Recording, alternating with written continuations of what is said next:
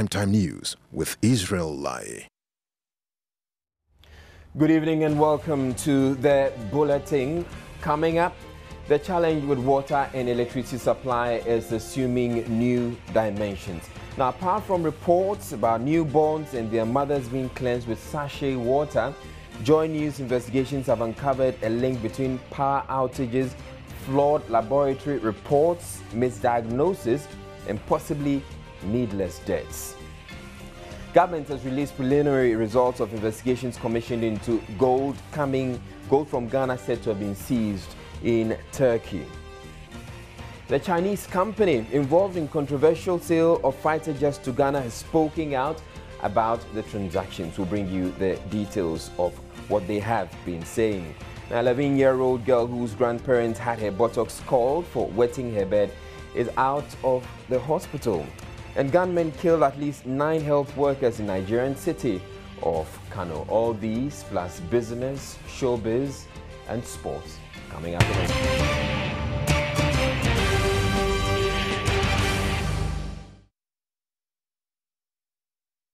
Now, the ongoing rationing program announced by the Ghana Water Company is taking a toll on the operations of health centers in the affected areas. It has now become common in hospitals for paramedics to use sachet water to cleanse newborns and their mothers of blood and other mucus because there is no water flowing through their taps. But that's not all there is to the story. Joy News investigations have revealed laboratories are also beginning to churn out questionable or even flawed medical reports, which have resulted in misdiagnosis and possibly needless fatalities. That's what I'm saying. Has more. This is a Kaneshi Polyclinic here in Accra.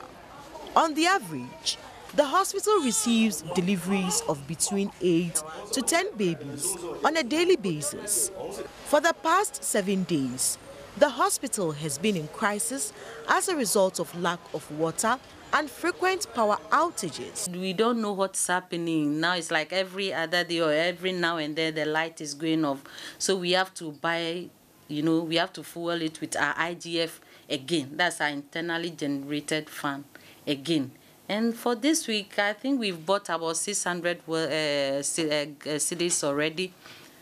And it's continuing. We are still counting. We don't know when it's ending. That's the challenge that we are facing. And now with the water, because of the reservoir, the only challenge is people to feed the water to the department. 25-year-old Alimatu Sharifu delivered her baby at 12 midnight on Thursday, February 7. She experienced what is medically termed postpartum delivery, meaning she bled excessively after delivering her baby.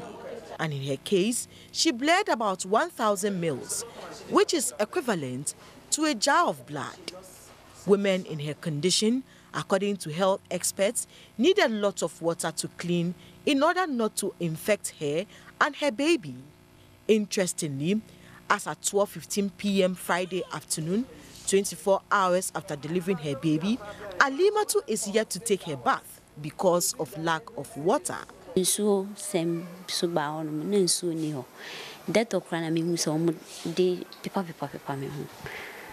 Up to now, crying so crying dry. The equation. Bishop say up for Yaban, my bill pie, Yenny and crying up to now, Yenyan Sua, Yedi Bejari. The clinic falls on this well of water, the only alternative source of water, which is said to be contaminated and can only be used to flush the toilet and clean the hospital floor. With the shortage of water, you have to wash the susum, the toilet of the patients and all them, because they usually lose themselves there and change pads there and then wee there. And then their wee after delivery is bloody. So you use the down reservoir to clean the susum. That's the washout and then the WC and all them. You can't use the reservoir to do a delivery because the water is contaminated, it's not clean. The generator powers some portions of the clinic during power outages, but midwives insist it is not stable. You have a generator here, and because of the petrol, no, they will put it on a little hard, When the petrol got finished, cut off.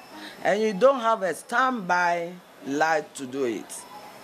No, when there is a delivery, you have to use our mobile phones or something. Some of the staff have a small phone. No, I brought this. It's mine. And because of the laptop, when I brought it, it's radio and this thing. So when there is laptop, I just use it for a while so that when the generator is on, you can continue with it. What if your mother comes and through this water shortage or this shedding of light, we are shedding lights and somebody might be on the operating table and then the lights go off. They are now going to put on the generator. Something might have happened between that time. They are going to put on the generator and that time when the light went off. This is a laboratory department serving the entire hospital. Here, basic tests are carried out on patients to ascertain their medical conditions before treatment is administered. Immediately power goes off, work at the department grinds to a halt, and treatment is either delayed or wrong diagnoses are made because of interference in the process. When it happens, then when we're in the process of performing tests, we have to stop till the lights come back, or we are able to purchase fuel to run the gensets. In some instances, we have to get fresh samples and start the whole process again. But in some instances, the doctor can use his discretion. If the symptoms are clear-cut, they can go ahead and give treatment. The X-ray department suffers similar fate anytime power goes off. Everyone is concerned about this situation, including the security personnel for the clinic, Ishmael Mills. The clinic's labor ward is also deficient. It has no single incubator for premature babies and so refer them to other hospitals. Delivery beds are inadequate. The cabinets are old and rusty, and most of the machines are archaic. This is just one of several hospitals in Accra faced with such challenges, and Joy News will continue to follow situations in other hospitals and keep you updated. Etonamsi, Joy News. We'll certainly continue to follow that story and bring you the other dimensions to it. But in other news, government has further distanced itself from an international transaction involving 1.5 billion tons of gold said to be from Ghana and seized temporarily at an airport in Turkey. The gold reported to be worth $80 million was said to be Ghana's payment to Iran in an undisclosed transaction. Government has maintained since the story broke last month that it had nothing to do with the sale and directed investigations into the matter. Tonight, there are some updates on that investigation. Evans Mensah, who has been following the story, he joins me in the studio. Good evening to you, Good evening, Evans. Israel. Now, you've been following the story for a while now. Just recap for us what the story is so far.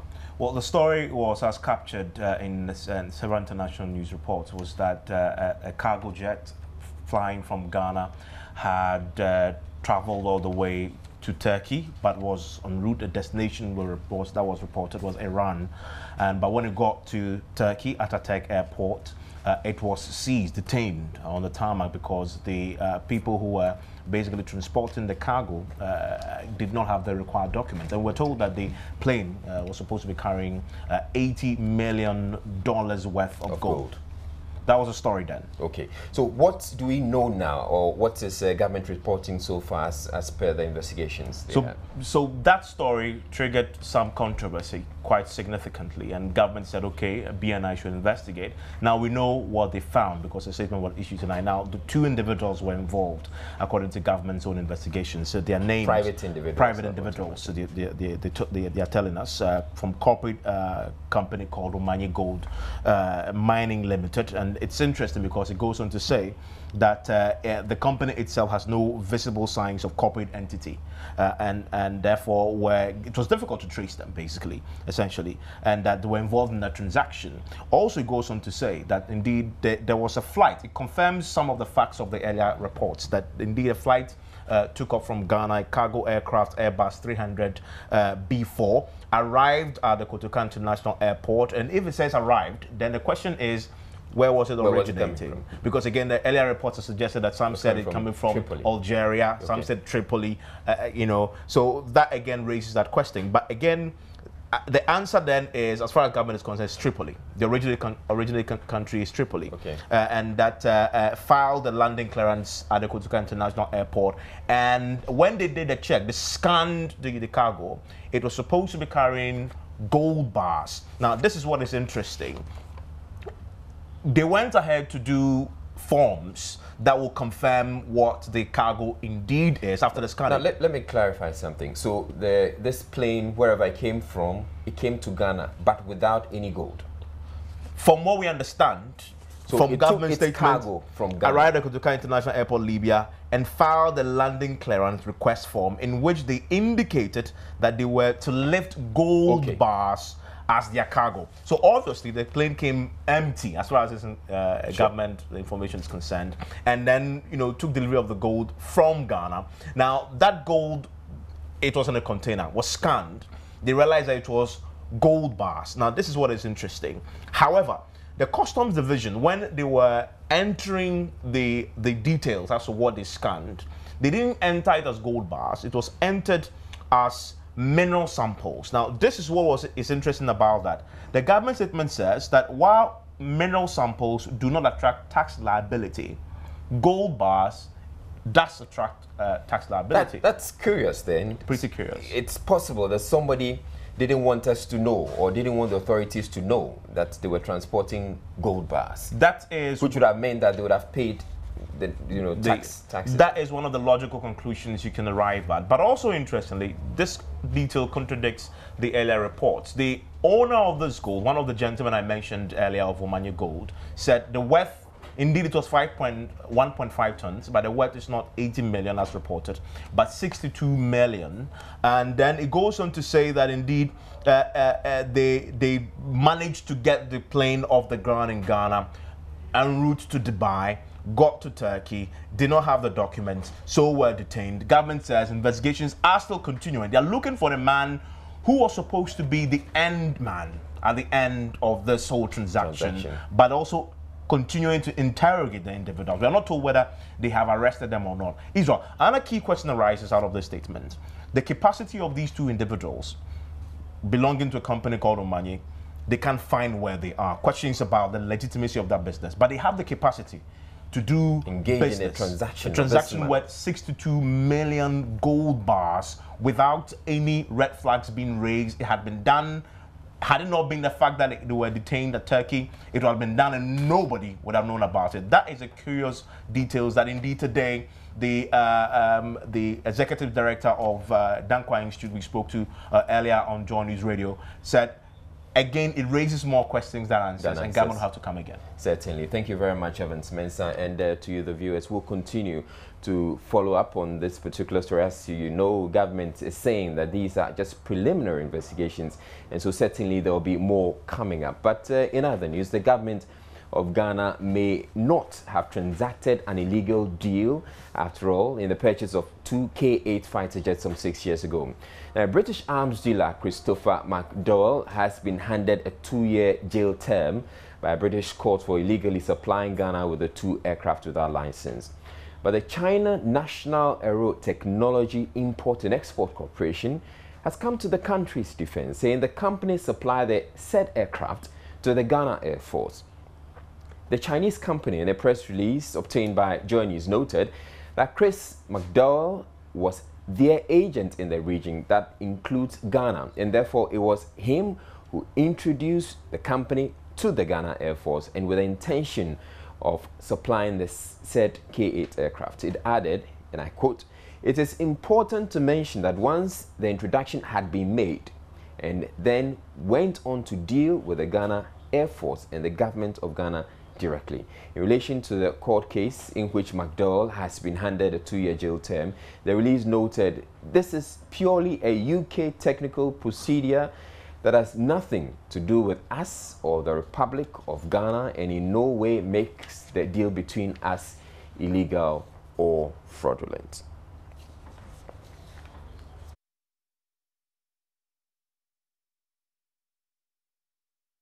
Now, another news, the 11-year-old girl whose grandparents placed her butt in boiling water to punish her for continuously bedwetting has been discharged from the police hospital where she has been undergoing treatment. Authorities say she is well enough to go home.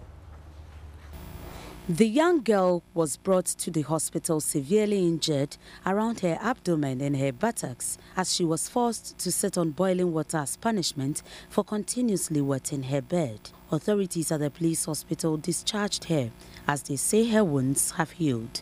Bandages that had been wrapped around her buttocks had all been removed, and the young girl is now able to wear her dresses and move about.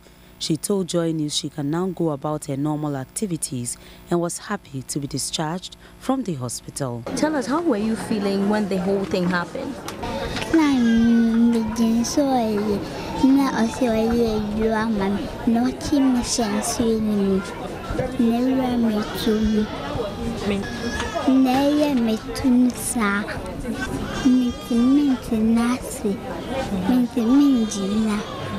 I was not feeling better and I was feeling the pains.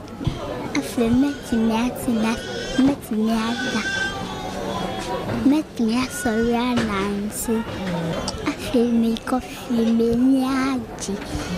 when I grow up, I will be a nurse in the future. I will take care of other people like how the nurses took care of me. Vodafone Ghana Foundation, which paid for the surgical procedure to help rebuild the life of the victim, had representatives at the hospital to give her support. Family members present were grateful for the support they had received from the hospital and other benevolent organizations. Head of the social services at the police hospital, DSP Elvis Bawasadongo, noted the department would continue to render psychological and other forms of support to help her properly reintegrate into society. In fact, even where she's going to live now, it's not going to be a matter of public consumption. The decision to go and live where she's going to live is a decision that was taken by the police who are investigating the case. We are arranging for her to enter her new school incognito. I mean, she will not be recognized as that is the girl who has been, and so on. That will definitely stigmatize her. We are going to assist to ensure that this is properly done. Grandparents of the girl were granted bail yesterday by an Accra Circuit Court to the tune of 30,000 Ghana cedis with 3 sureties. So we wish her well. You're watching the Primetime News on the Joy News channel. We'll be back after this break.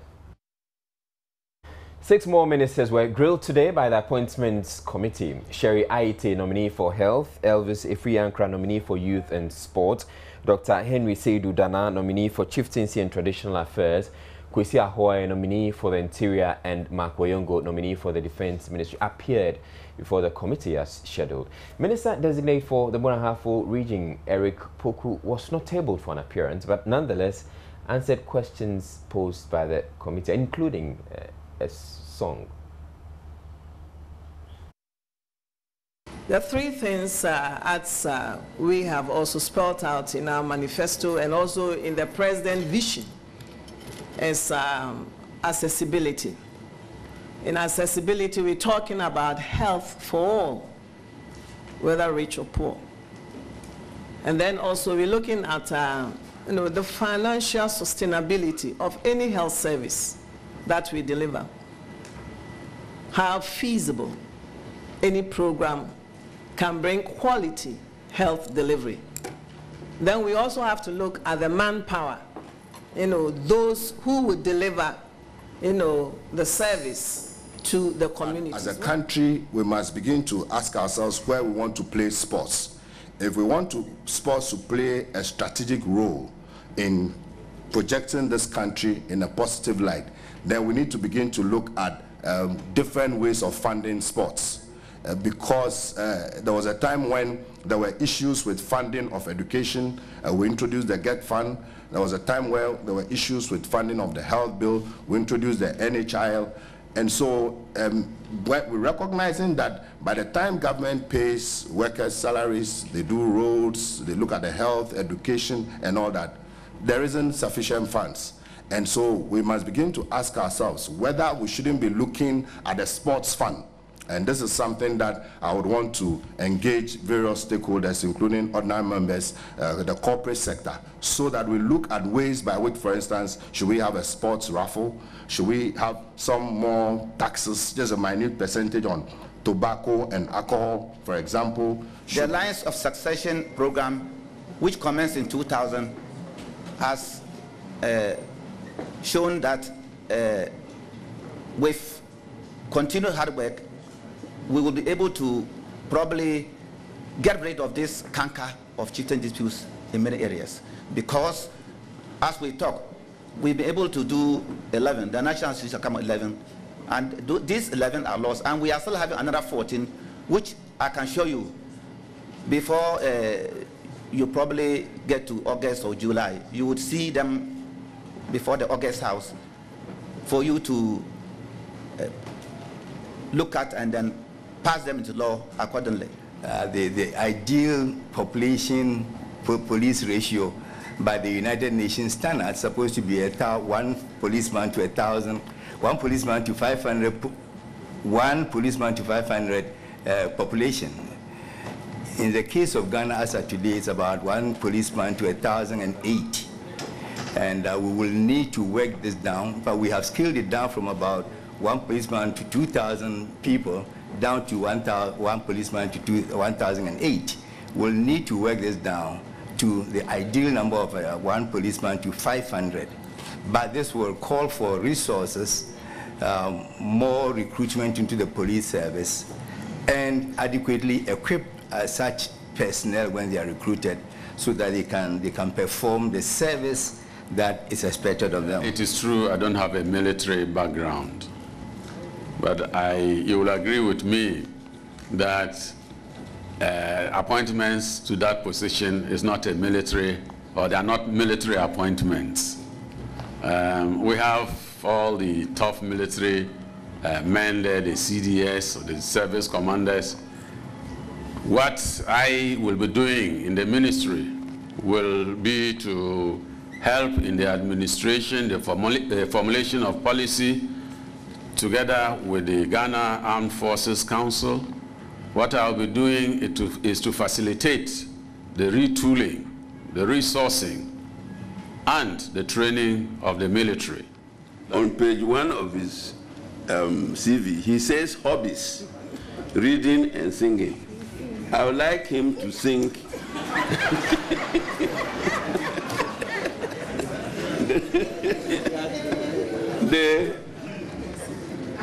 the first stanza of the national anthem. Thank you very much, Mr. Chairman. God bless our homeland, Ghana. Okay.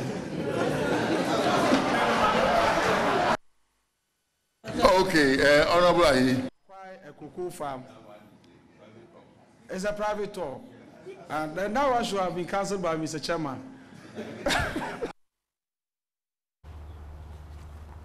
Right, interesting times there at the Appointments Committee. Now, the Minister-designate for Chieftaincy and Traditional Affairs, Dr. Henry Seydou Dana, today met with some physically impaired persons after appearing before the Appointments Committee of Parliament. He told them his achievement is a victory not for him alone, but for all. Dr. Seydou Dana, who was virtually impaired, is a native of the Upper West region and a qualified barrister and solicitor after obtaining his Bachelor of Law degree at the University of Ghana, Legon, in 1997. He told Joy News if he had not gone the extra mile to demonstrate that he can work, he wouldn't have gotten the opportunity. People tend to see the negative side of those of us on the disabled side of the social spectrum. They overlook the talents that they have. So I will work hard to, just as I was in 97, I pioneered the way into the courts. Now I've pioneered the way into politics. I would like to encourage others to, aspire, and then this should not be a 9-day wonder. So that when I'm dead and gone, our deeds will be remembered. According to him, he sees the opportunity as a challenge. There's no use in fearing the unknown. We must try people, give them the opportunity. People will see for themselves that you may not have sight, but that does not mean that you cannot deliver. After all, governance is about wisdom. It's not about eyesight. There were solidarity messages from some disabled association, the Blind Union, Physically Challenged, Mental Health Association, and the Blind Teachers Association. If approved, Dr. Henry Seydou Dana would be the first visually impaired minister ever appointed into office as Minister of State. Former Botswanan Minister of Health and current UNAIDS Regional Director for Eastern and Western Africa, Sheila Tlu, says Africa must begin producing antiretroviral drugs if it is to sustain HIV management and reduction. She was speaking to Joy News' Matilda Nyakwa Dennis in an exclusive interview in Accra. Professor Sheila Tlu is a Botswanan specialist in HIV/AIDS and women's health and a nursing educator. She's noted for her role in radically eliminating the stigma of HIV/AIDS as a Minister of Health between 2004 and 2008. In her current role as Regional UNAIDS Director, she supervises 21 countries. I first asked her how Botswana managed to deal with the stigma of being tagged as HIV endemic country and the impact on their productivity. Inside the country, I wouldn't say it affected us that much because it's a small country. At that time, it had less than 2 million people. In fact, we only just reached 2 million recently. If somebody passed away, then that person over the weekend, that person would be buried by at least 1,000, 2,000 people. So it did affect us. We saw productivity going down. In Botswana, we'll prefer to bury only on Saturdays or Sundays because then at least you'll have 4 days of productivity. Now, they come back on Sunday. On Monday, they're telling the others what happened in the various funerals. And so that the work days was Tuesday, Wednesday, and Thursday. But outside, there was that stigma because anytime you said, I'm from Botswana, people would say, oh, I know that. Isn't that where, HIV... New statistics in both Botswana and Ghana show a decline in HIV prevalence rates, with Ghana recording 64% decrease. Professor Tlu, however, believes Ghana still has a long way to go. In Botswana, new infections in the past 10 years have dropped by 74%. In Ghana, they've dropped by about 60%. Yeah, but we need to take it further because we are talking, when we say Ghana, we're talking of a huge population. Botswana is 2 million, but Ghana we're talking what? 22 million plus. In Botswana, with a 2 million, even though the prevalence was said to be 17%, it meant about 300,000 people. But in a situation of Ghana or worse, let's say Nigeria, if you say 1%, you're talking millions of people. She explains how Ghana can learn from Botswana. What worked best was political commitment.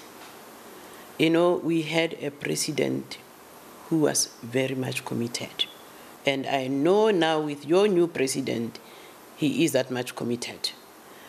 The second was zero tolerance for corruption. Botswana is still rated as one of the least corrupt countries in Africa. So where there is no corruption, you are then able to take the resources and put them where they are most needed. And that's what we did, so that even the donors knew that if they gave Botswana 20 million, that 20 million is going to be accounted for cent by cent. She also shares how Africa can better fight the disease. Africa is moving. This principle of shared responsibility and global solidarity is actually a principle that was accepted by our own. Not accepted, it was informed and brought up by our own heads of state. And they came up with the fact that we need sustainable AIDS responses at country level. Those are our heads of state. 2, we also need sustainable pharmaceutical policies to really make sure that our drugs are manufactured in the African continent. Do you know right now, Our drugs, 90% of them come from India. That's not sustainable. We need to be able to have drugs manufactured in Africa. She said she was excited to be part of a new transition where formidable women had been appointed by Ghana's new government to lead in various positions.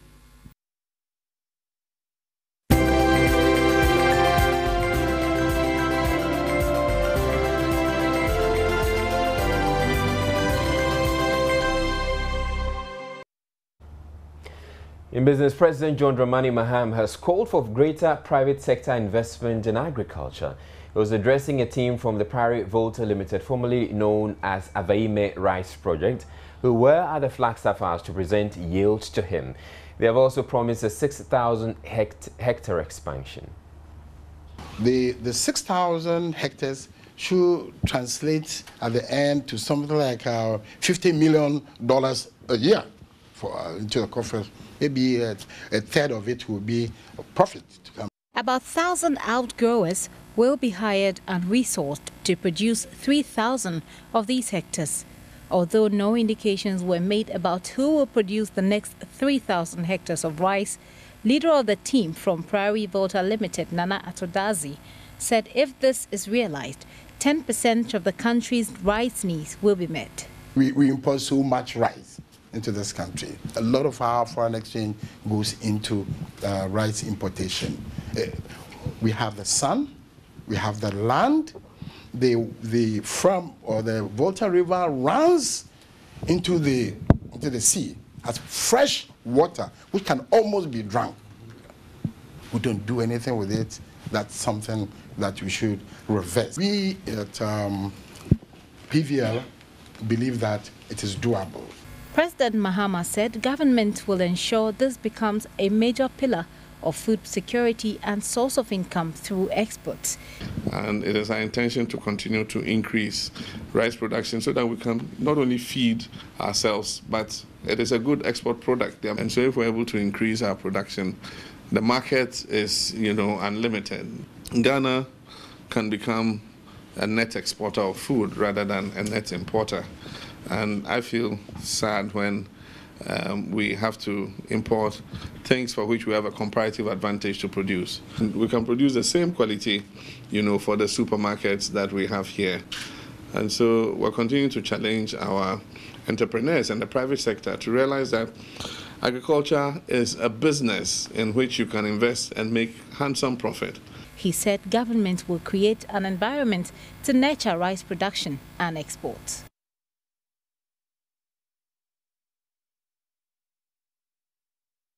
The country director of the World Food Programme, Alhaji Ismail Omar, says that WFP will no longer deal with middlemen in the purchase of foodstuff.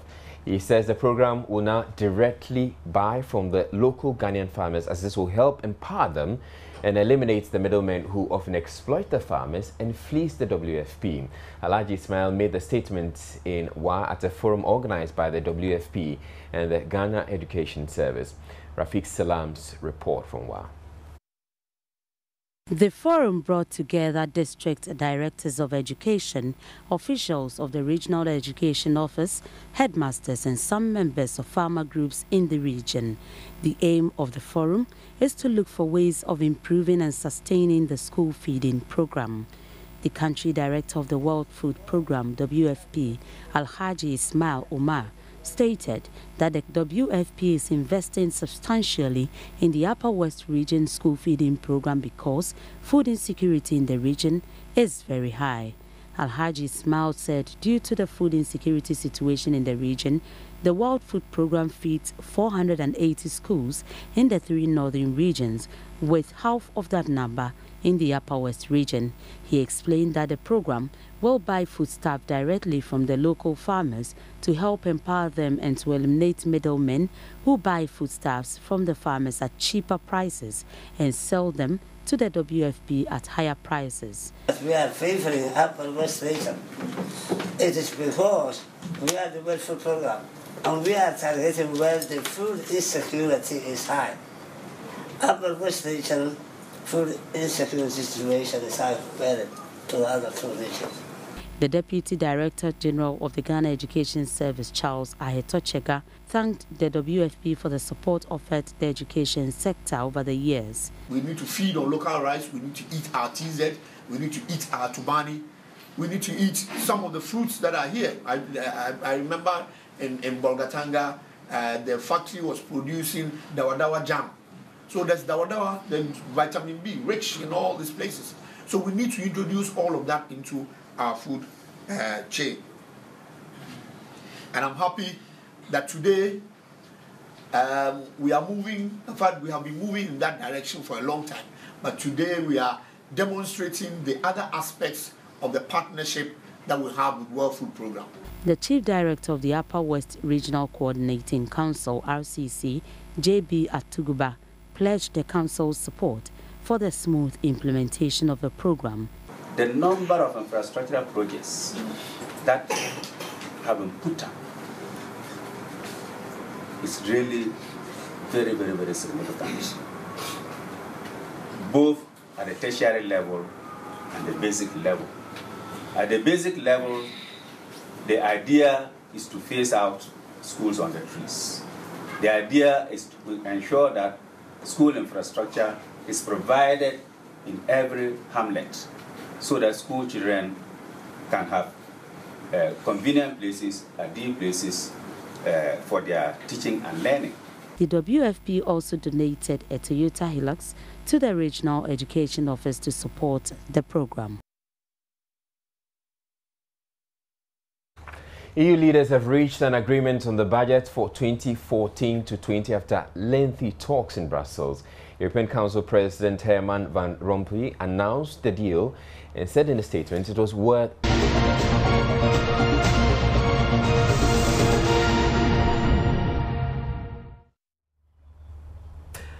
You're watching the sports segment in the news bulletin at 8 with me, Clarence Kwesi Apia. In our first story this evening, Burkina Faso Jonathan Petrepa has been cleared to play in the African Cup of Nations final against Nigeria on Sunday after his ban was rescinded. Referee Slim Jadidi admitted that he mistakenly issued the winger with a second yellow card for simulation in the semi-finals against Ghana. The Confederation of African Football, CAF, confirmed on Friday that the resulting ban will be overturned. Burkina Faso will play in their first Cup of Nations final with Nigeria as seeking their third continental title. Petrepa, who plays for French side Reims, will be a key player in Paul Put's side, who are missing top scorer Alain Traoré. Petrepa was thrown a second yellow card in the final minutes of extra time against Ghana by Tunisian referee Jadidi, earning a caution for simulation, even though John Boy appeared to trip the Burkinabe inside his own area. Shortly after the match, which Burkina Faso won after a dramatic penalty shootout, officials from the West African nation made an official protest about the referee's performance to African football ruling body. CAF Secretary General Hicham El Amrani, meanwhile, told a news conference in Johannesburg on Thursday that his body was unhappy with the standard of officiating in the Nilsproot semi-final. Prior to these finals, the Stallions had failed to win a match at the Nations Cup on foreign soil, having reached the semi-finals when hosting in 1998, but they now stand on the verge of their greatest triumph.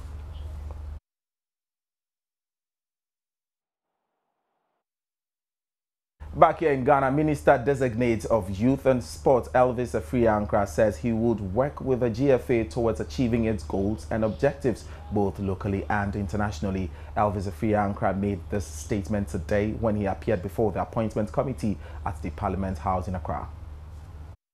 According to the Minister-designate for Sports, Ghanaians deserve better because the government invests a lot into football, and for that matter, his ministry will use whatever influence to bring to bear on all stakeholders to work towards achieving a common goal.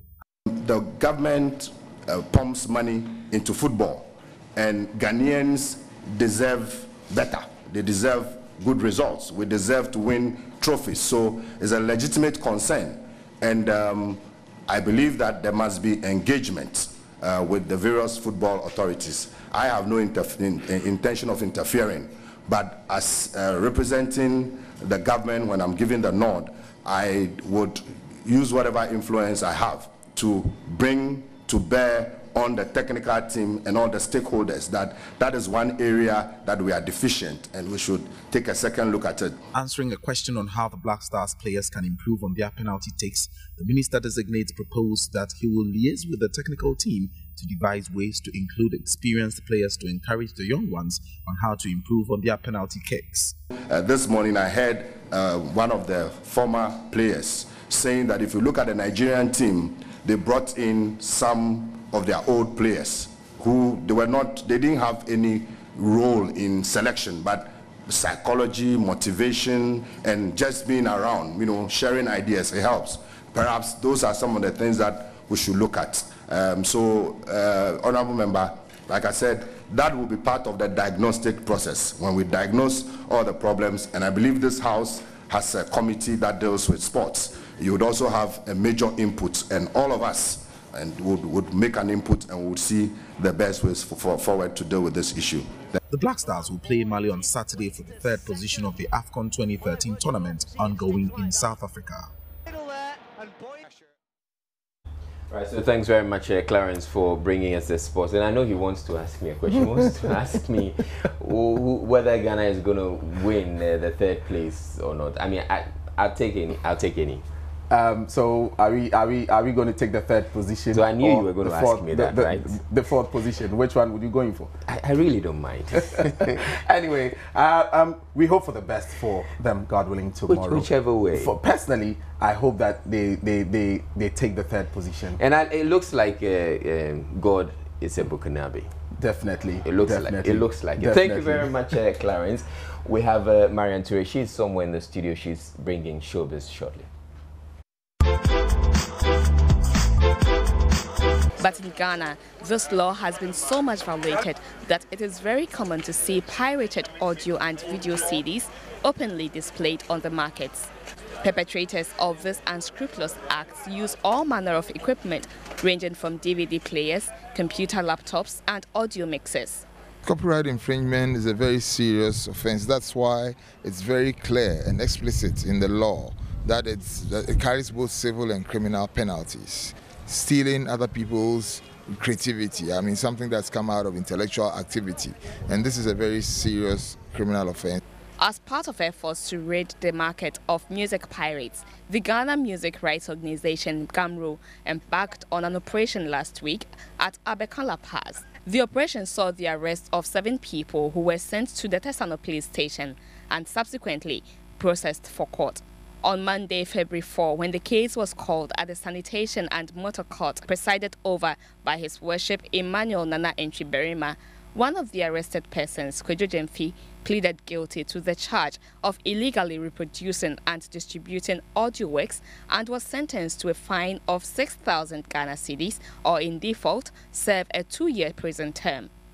The trial judge remanded in prison custody the other 6 who pleaded not guilty to reappear in court this Friday. When the case was called in court today, the 6 were granted bail to the tune of 1,000 Ghana cedis with 1 surety after counsel for the accused persons argued he is yet to meet with each of the 6 accused persons to get their side of the story to ascertain whether they were indeed guilty or not guilty. President of GAMRO, Carlos Sechi, warned pirates of the consequences of their actions to the economic sustainability of musicians.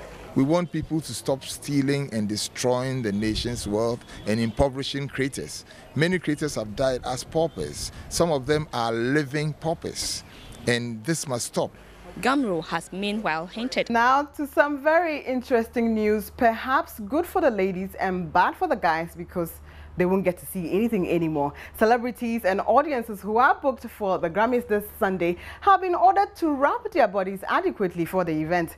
CBS doesn't want to see a single celebrity butt crack at the Grammy on Sunday.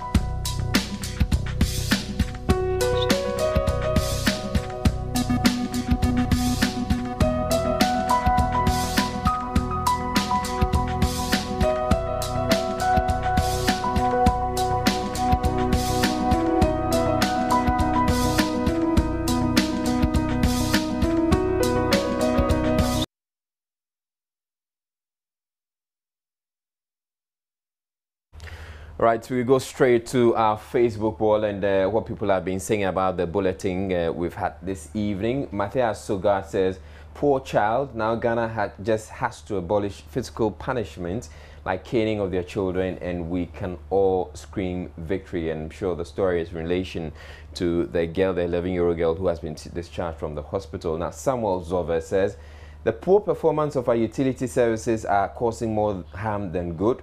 The least said about them, the better. They need to wake up because Ghanaians are suffering. And Bonti Benjamin says, the current problem with our utility services is quite shameful for a 55-year-old state.